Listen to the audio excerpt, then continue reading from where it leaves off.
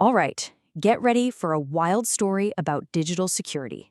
It's one of those tales that really proves, sometimes the most high-tech, complicated locks can be picked with the simplest keys imaginable. So picture this, you're a software developer, and you've poured your heart and soul into a product. You want to protect it, right?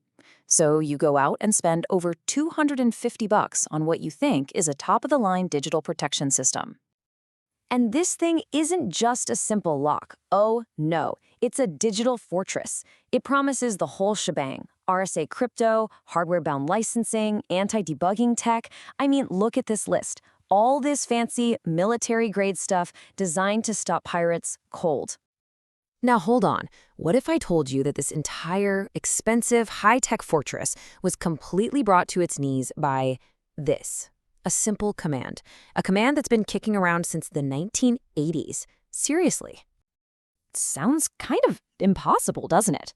How could a command from 1986 possibly defeat 21st century security? Well, that's the mystery we're going to unravel. And trust me, it is a perfect case study in just how spectacularly wrong security can go. Okay, so let's set the stage for this security showdown. Our story starts with a piece of software, a pretty high-end audio plugin called Bass Bully Premium. The developers understandably wanted to protect their creation, so they went out and bought that commercial system we talked about, a system called Enigma Protector. And I mean, listen to this. This is straight from their marketing materials. A powerful tool to protect from illegal copying, hacking, modification, and analysis.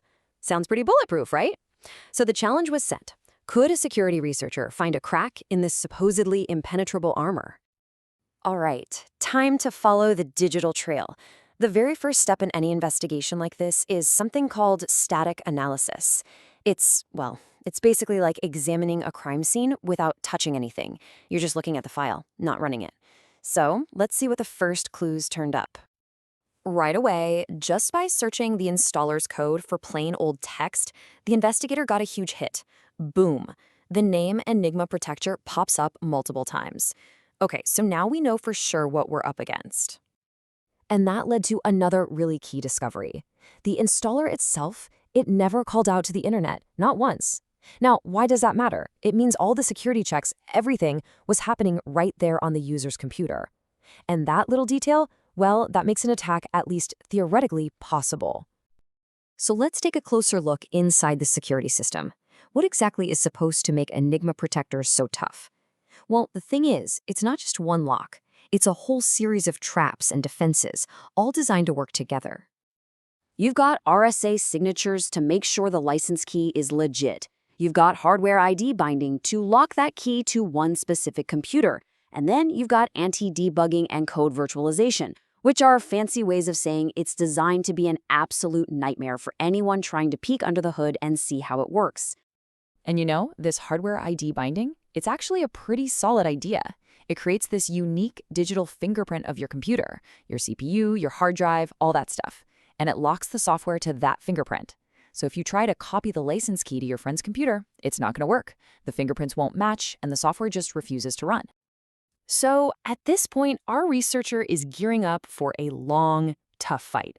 We're talking about trying to crack complex cryptography. It could take ages. But then comes this simple but absolutely brilliant change in perspective. The thought was basically, wait a minute, what are we actually trying to protect here? Instead of throwing all this effort at the heavily armored installer, what if we just ignore it for a second and look at the actual software files, the stuff that gets put on the computer after you've run the installer? And that's exactly what happened. The investigator ran the exact same search as before, looking for words like Enigma or registration or HWID. But this time, they didn't search the installer. They searched the actual audio plugin files that were now sitting on the hard drive. And the result? Zero. Nothing. Not a single hit. No calls to any registration system, no license checks, no mention of Enigma anywhere. The shocking truth was, the actual product, the thing you use, had no protection at all. So this is the crucial moment, the big reveal. If the final product has no locks on it, how do you crack it? Well, you don't. You don't need to pick the lock if there's no lock on the door. You just walk right in. And this is it. This is the entire crack. You just copy the files, you take the files from a computer where it was installed legitimately, and you just copy them. That's it. You can move them to any other computer and they'll run perfectly because there's literally nothing inside the program checking for a license. This is just a classic security failure. It's almost comical, really. And I think the best way to understand what went wrong here is with a simple analogy. Think about it like this. The installer, that was like an impenetrable, state-of-the-art bank vault door. Complex locks, alarms, the works.